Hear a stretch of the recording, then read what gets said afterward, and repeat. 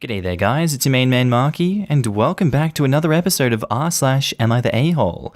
Now, if you enjoyed today's content, I want you to sit back, relax, chuck a prawn on the barbie, and enjoy today's bloody good content. Our first post is by user RoutineJunket1040, titled, Am I the A-Hole for selling my family home because my pregnant sister-in-law ate my dinner? I know, crappy title, but I'm in a rush to get to work, so excuse my grammar. Also, I want to point out that me and my brother have two different fathers. I, 19 female, lost my father last year to cancer. He left me 90% of his stuff, including his family home that was left to him by his dad, and it's been in their family for over 100 years. My brother, 34, and my dad didn't have a relationship, but he did leave him $10K. My mum was pissed at the will reading, but since she got $10K, she couldn't do anything about it. For the past year, me and her live okay together. She went on acting like it was her house like before, which I had no problem with, till in May, my brother and his girlfriend, 30, moved in, without even asking me. They are messy, entitled, and rude. I told them in July that I wanted them out by September because they don't pay for anything, nor wash a dish.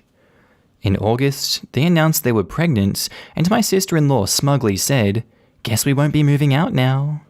It didn't go down well, but when I told them I wanted them out, my mum and brother basically laughed in my face. Well, the past few months have been hell. They've become worse than before, and my mum enables it, and then demands me to treat my sister-in-law like a princess because she's pregnant. I once had to go outside McDonald's till they opened to get her a McMuffin. Well, here is where I may be the arsehole because my sister-in-law is pregnant, and she eats everything that she sees, like the cupcakes my friend made me for my birthday. She ate all 6, and I didn't even get to try them. I can't even make my lunch the night before work, because when I go to get it, it will be gone. And she'll have a smug look on her face while rubbing her belly, and then laugh and say, "I couldn't help myself, blame the baby." If I put stuff in my room, my mum will open the door with the spare keys, and sister-in-law can go through my mini fridge. Well, a week ago, I was running late to college. I didn't have time for my breakfast or to make lunch, and I had to go to work straight after. So all I had that day was a bar of chocolate. When I got home, I was starving. I made myself dinner while it was cooling down, and I went to use the bathroom. I must have been in there 10 minutes at the most, because by the time I came out, she had 70% of my dinner ate, and I literally lost my shit, of course, and she started crying, and my mum and my brother started screaming at me for making her cry, making excuses like how she couldn't help it, and it was my fault for leaving food around her. Well, I had enough. I told them to get out, just like before, and I got mocked, but here's the thing. Back in October, my uncle offered me a life-changing amount of money for the house. I called him up crying a few days ago, explaining the situation, and he said he would buy the house, but he will evict my mum and brother. They, of course, didn't take it too well, and I've had to stay with a friend, but I've been receiving texts, and I'm being tagged in multiple posts on social media. I'm starting to think I'm the bad person now. So, am I the a-hole for making my mum and brother homeless?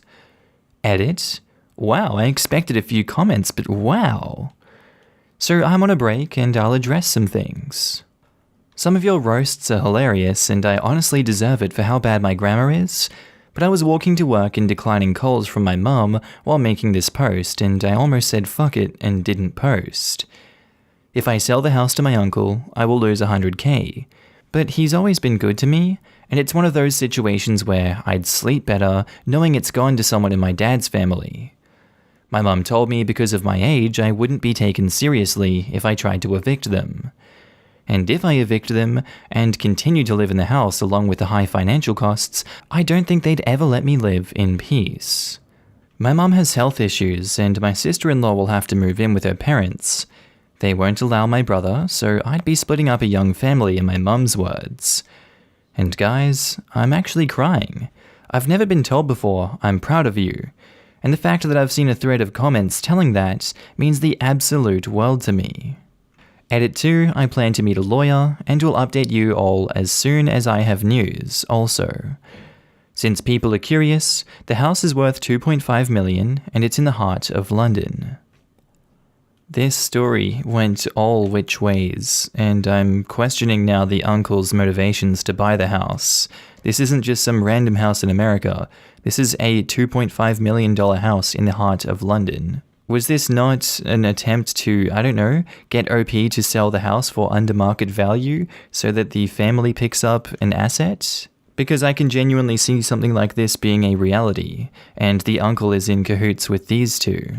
But then again, why would the uncle be in cahoots with them? Who knows? OP seems like someone that was just vulnerable in a situation and extending help to the rest of their family, in which their dead father did not like that family.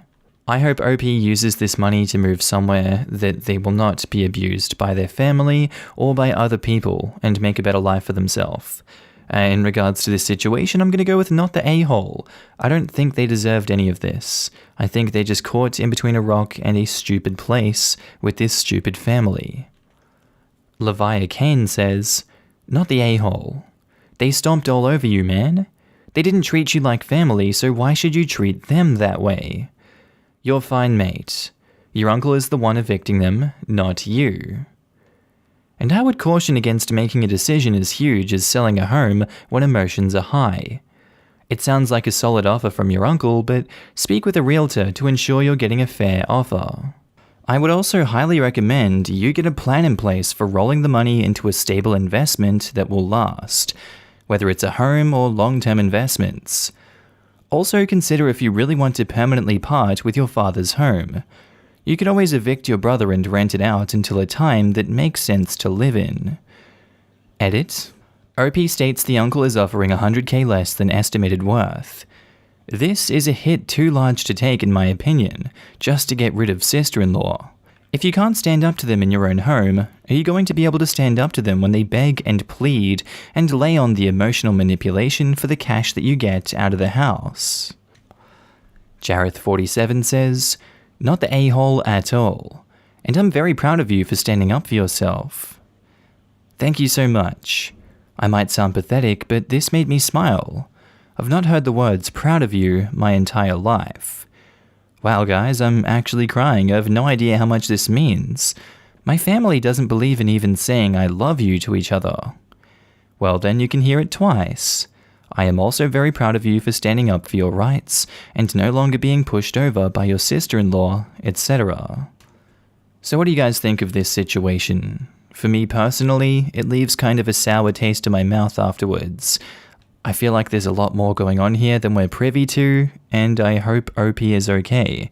Do you guys have anything to add to this? Any different opinions? And what are your judgments for this one? I'd love to know down in the comments. Our next post is by user, Am I the A-hole 3309703, titled, Am I the a-hole for yelling at my fiancée after she hid my glasses? Me, male 31, and my fiancée, female 26, have been together for 2.5 years, engaged for 4 months. We currently live together in an apartment an hour away from the hospital where my dad is staying. He has lung cancer, and his condition hasn't been improving, and I've been visiting him and my family whenever I can to see if they need anything from me. My fiancée's cousin's wedding was yesterday. I don't like attending weddings and large occasions, especially now that my dad is struggling, so I'm not really in the mood. But I decided to go anyway since my fiancée insisted. But I got a call from my mum wanting my help at the hospital. My fiancée heard me while I was talking on the phone and threw a fit when I told her that I can't go with her to the wedding because my mum needed me. She argued with me, but I told her to have some empathy and realized how much pressure she was putting me under. I noticed my glasses were missing, and without them, it was impossible for me to drive. I looked everywhere, and I couldn't find them, although I was certain I left them on the coffee table. I spent nearly an hour looking, and I was getting so frustrated. I didn't have a choice but to call my mum back and explain the issue I was dealing with, and apologize for not coming. Thankfully, she said she would call my sister, and the call ended. In exactly 10 minutes after the call ended, my fiancée walked out of the bedroom wearing her dress and holding my glasses in her hands, telling me to get ready to go to her cousin's wedding. I was stunned. I knew she hid them because when I asked where she found them, she said they were on the nightstand. But I looked there and I couldn't find them. I literally yelled at her for pulling this nonsense so that I won't go to the hospital and go with her to the wedding instead. I told her I won't go after this. And she yelled back and said that my family are treating me like a doormat by constantly asking me to come and taking advantage of me. She said that I should let someone else deal with their never-ending problems and focus on us. She tried to convince me, but I still refused because I was so pissed. I took my glasses and I left immediately. I didn't find her home, and I started getting texts from her mum wanting to know what was wrong. But I haven't replied to her, thinking she'll instantly take her side. I don't really have all too much to say about this situation. I think it's pretty obvious that the fiancé took the glasses away from you, and you have a dying family member, and yet she doesn't care. That should be pretty telling, and it should show you where her priorities are at. And this is definitely a situation that warrants a long conversation about why she did what she did, and why you're feeling what you're feeling, and why what she did was wrong on so many levels. A wedding is nowhere near as important as being there for a loved one when they're dying, especially of cancer. That's just not okay. Not the a-hole OP. Lingering in Space says, "Not the a-hole. Your dad is dying of cancer, and she did this when your mother needed you? Dump her. She has some serious issues. Don't let this slide or something worse will happen. Yeah, she has a serious lack of social awareness here. That has nothing to do with social awareness and everything to do with extreme self-centeredness and lack of empathy. What a terrible thing to do. I rarely jump on the dump them train, but in this case, she has shown such a breathtaking lack of respect for OP, his choices, his emotions, his autonomy, and so blatantly. This isn't someone you want in your life. And removing access to an assistance device OP needs to navigate day-to-day life so that she can get what she wants is so manipulative and abusive. Holy crap. OP, run. Abusive. I really want to highlight this. She took advantage of a disability. Would she have hid the wheelchair of someone who was paraplegic? This is straight up abuse. Arthritis says, "Not the a-hole. She stole your glasses from you for attention for an event, while your father is struggling and your family is asking for your help. Even if your family was treating you like a doormat, which it doesn't seem like from how you described it, she shouldn't have taken your glasses to prevent you from leaving. I don't know why she thinks I'm a doormat just because I'm standing by my dad's side and supporting him through these difficult times. Lung cancer is the worst, and it's so hard to see him struggle. Well, that's because she's selfish, and she thinks insulting you will get you to do what she wants. Play the tape forward, and imagine what will happen if you marry this woman. Do you think she'll be supportive and understanding that if your dad's condition gets worse, you'll be spending more and more time at the hospital? Do you think she'll drop any plans she had to rush to you if you need her? Do you want her next to you at his, or any other's, funeral? If you have to handle legal stuff after your dad passes, will she be patient and understanding? Does she understand that the grief of losing a parent can take years to manage? That you will be sad not only on important days like his birthday and Christmas, but on just random days when it hits you? Will she stop being a person who expects you to care for her and just be there to care for you? I'm so sorry about your dad. And now I pass it to you guys. What do you guys think about this one? And if you are dealing with grief from your parents passing, I'm sorry if this brought up any emotions, but I do hope that hearing from others and their battles with the same thing can help you a little bit. It's always nice to have someone that understands. If you're in this situation, would you have broken up with this woman? And why do you think that she did what she did? Do you think these comments talking about her psyche and her reasoning for things are accurate? And I guess, would you stay if you're in this situation? Sorry if I repeated that. I'd love to know any and all thoughts down in the comments below. And what do you judge this one? And our next post is by user Happy Chinook Cad 7 Morty, titled, "Am I the a-hole for making a big deal about 1 extra credit point on my child's test?" So my daughter had a spelling test, which included some holiday words for extra credits. One of the words was Chanukah. My daughter spelt it the way I just did, but the teacher marked it wrong and corrected it to Hanukkah. She said to my daughter, "You are Jewish and you don't know how to spell Hanukkah?" I think she meant it jokingly, but my daughter was annoyed. My daughter told the teacher that Chanukah is correct, but the teacher didn't believe her. I told the teacher that Chanukah was also correct, and that my daughter should get the point, and the teacher argued with me, saying that Hanukkah is more correct because it's more commonly used than Chanukah. I said if any spelling is more correct, it would be Chanukah, because the CH represents the sound from the back of your throat that you're supposed to make. The teacher agreed to correct the test, but seemed really sour about it, and said she was just trying to be inclusive. I said I appreciate that, but she should keep in mind that if the word isn't in English, that there might be multiple acceptable spellings for it, and that they should all be given credit. My husband says I overreacted. Honestly, I probably wouldn't have bothered so much if the word was something else, but I resented the teacher, who isn't Jewish, arguing with me and my daughter about how to spell our own holiday. I can understand where you're coming from for this one, if you are Jewish and that is how you spell it. It's not particularly inclusive to be excluding your daughter from spelling it the way that she's used to and the way that she's always known. I think this teacher needs to be very careful with the way that they're approaching situations like this, because this definitely didn't seem inclusive at all. But again, I can apply Hanlon's razor to this one. I don't think it was malicious. I think the teacher was just being an airhead and didn't understand. It was just a bit of an obtuse moment. We all have that. And as long as the teacher understands, then it's all good and we can move on from this one. But I do think them pushing the points so far makes them an asshole. OP was in the right for defending themselves and defending their own culture, and I can't blame them for what they've done. So, not the a-hole. Trainier86 says, "Not the a-hole. You didn't make a big deal about 1 credit point.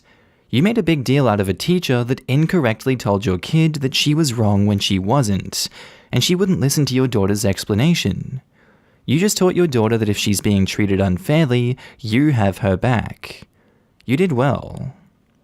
PornDragon77 replies, "I wish my parents stood up for me when, in a test I wrote, the days of the week starting from Monday instead of Sunday. The teacher's explanation was that weeks start from Sunday. I'm still sour about it after 20 years, and that is the reason why all my electronic calendars start from Monday. Also, not the a-hole." Not the a-hole, lol. My own Jewish blood boiled at the thought of a non-Jewish teacher thinking it's inclusive to mark a Jewish child's transliteration of a Hebrew word wrong. Edit. Apparently non-Yiddish speakers think goy is a slur, so I'm removing it so y'all can get out of your feelings. Teacher was like, "I'm so woke for including this," except you can't argue that you were being inclusive when you were arguing about culture with someone from that culture disagreeing with you. A funny example. My 6-year-old loves one of the songs from Moana that has a language that I don't speak. It's a Polynesian language. I am not sure which. She wanted me to sing and put it online. I explained that while I want to learn the words and have fun with it, it can be insensitive to post such a thing. Because it doesn't seem like learning, it seems like poking fun of the language. She told me that she didn't think that was offensive. I explained that she and I didn't get to make that call. It isn't my culture, so I am going to approach it with openness and sensitivity. Sure, blurting out gibberish for the opening of The Lion King was fun, but I imagine anyone who speaks Swahili was rolling their eyes. Genuinely making an effort to learn is never regarded as insensitive by anyone whose opinions carry any weight. Only an insane person would think that you were being offensive by learning and singing a song. That said, the amount of hell you'd get from a tiny minority of crazies who do care would be severe enough that I don't fault you for choosing not to play that game. And Adept1819 says, "Not the a-hole. And what? Your teacher, who is not Jewish, is lecturing you and your Jewish family on the correct spelling of a holiday that she doesn't celebrate? You handled it far more calmly than I would have." And I think that's where I'm going to leave today's episode today, guys. I do hope that you enjoyed it. And what would you have done in this situation? What would you have done differently? And what do you rate this one?